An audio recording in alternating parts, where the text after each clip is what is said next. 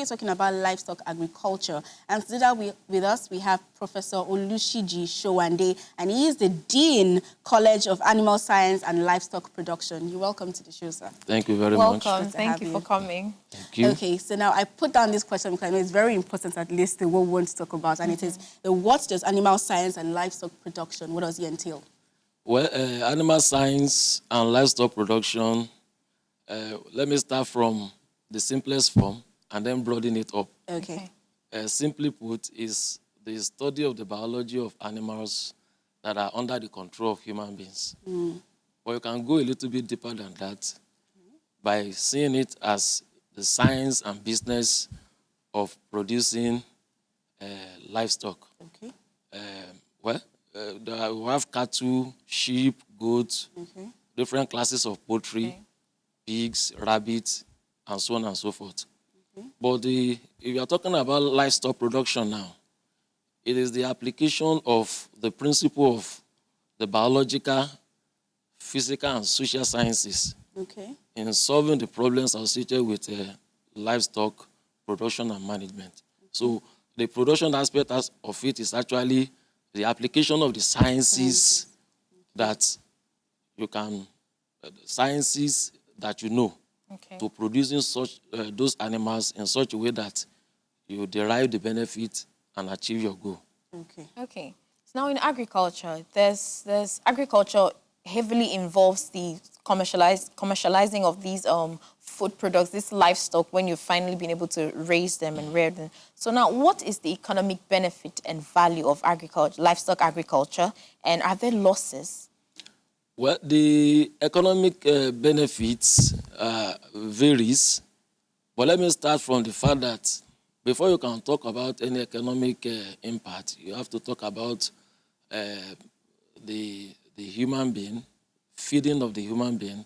So a man needs to feed, and part of the feed that is required is animal protein.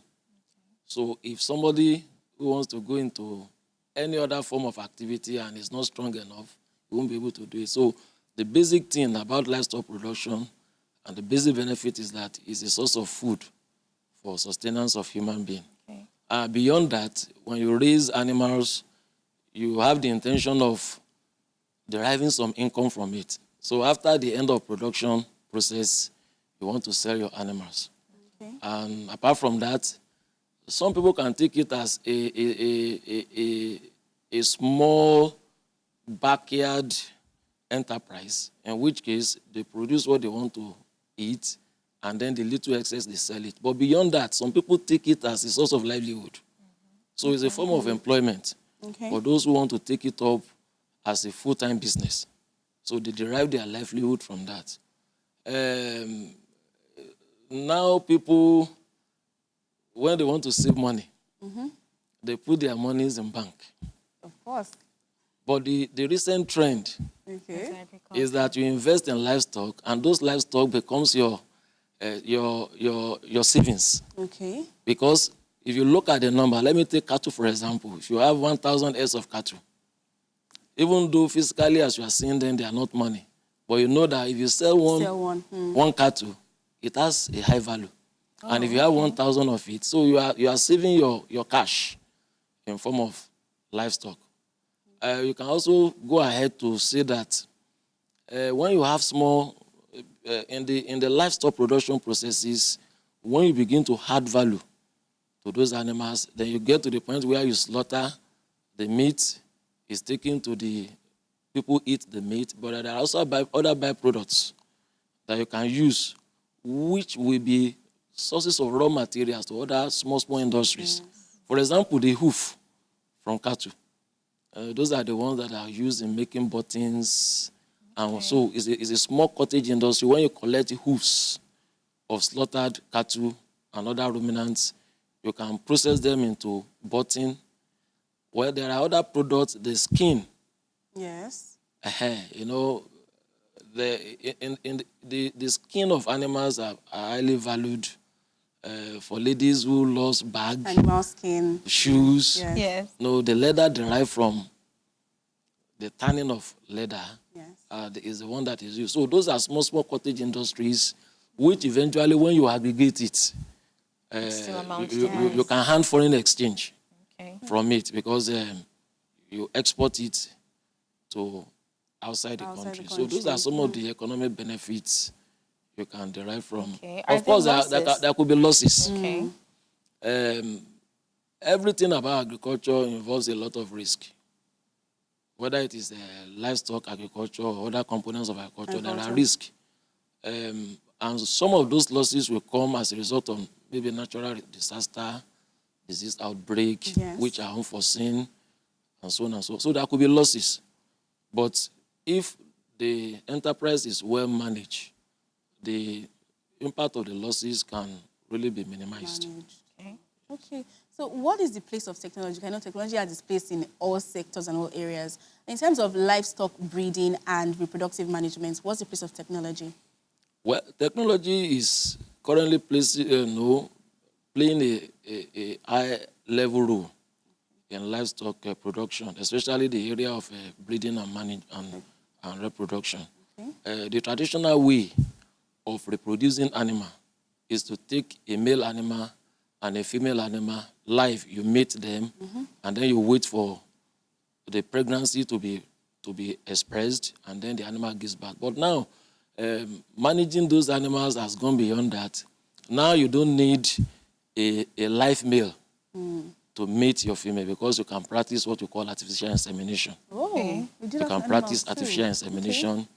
Now, when you have a very good female and you also have a very good male, but both of them are not physically with you, you can do what we call in vitro fertilization.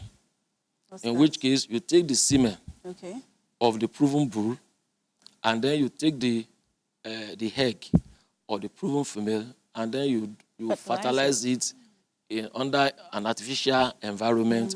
That is what we call in vitro fertilization. So you can easily produce an animal without seeing both parents. Wow. So that's the role of technology. Then you can manipulate the amount of egg that an animal will shed during the estrus cycle. For example, in cattle, normally cattle will give birth to one offspring at a time.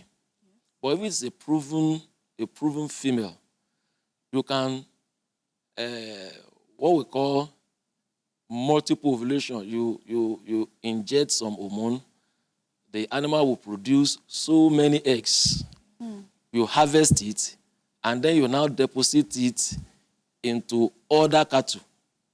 So something like a foster surrogate, something like that. So they will carry the fertilized egg and then pass through the gestation, and then you have a new. And there is what we call gene sequencing, because the traditional breeding method requires that you mate, you observe, select, mate, observe, select. But now you can actually go into the genes, sequence the genes, and then determine at what point and the various gene that you want to be expressed. You sequence it and you insert in the animal, and then the animal will express those genes, compared to when you have to continue to mate and observe, which will take a large number of years before you achieve that. All these procedures, don't they have adverse effects?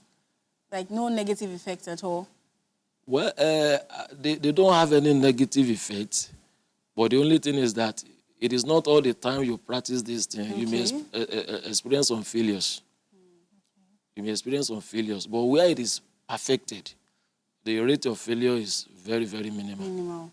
There are no negative effects. Is that what you would call experimental research? What is experimental research? And is it advisable to use animals from what you've said, it seems like that is very similar. So you would say it's advisable to use animals for experimental research? Well, an experiment is different. Okay. When you carry out an experiment, you are trying to solve a problem. You are trying to solve a problem. So you will need to carry out an experiment using the same animal that you are trying to solve the problem for. For example, if an animal has problem of let me give an example. If there's a shortage of feed resources, maybe you are supposed to feed maize. Maize is expensive. You are now looking for an alternative source of feed that will do the same work that maize will do.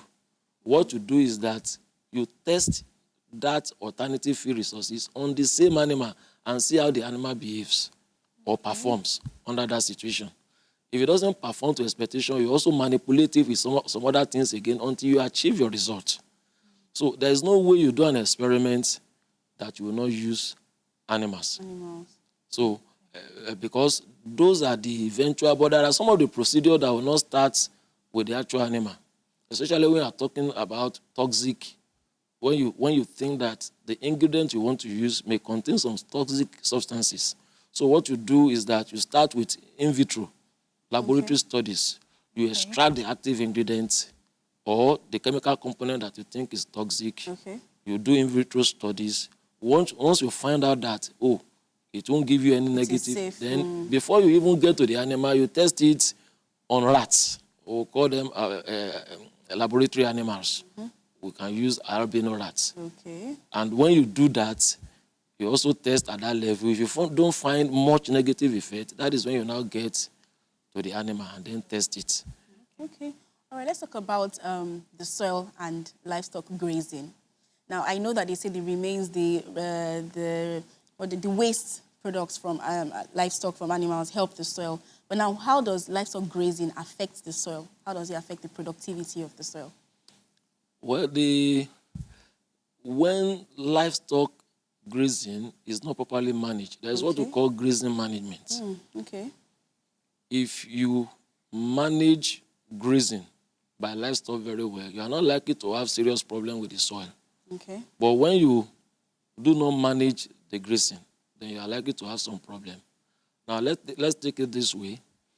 The animal will consume the grasses or the pasture on the land, and at the same time walks about within that parcel of land. Now, if you leave the animal to be there for too long a time, the animal is likely to graze to the ground. In other words, it will expose the soil surface.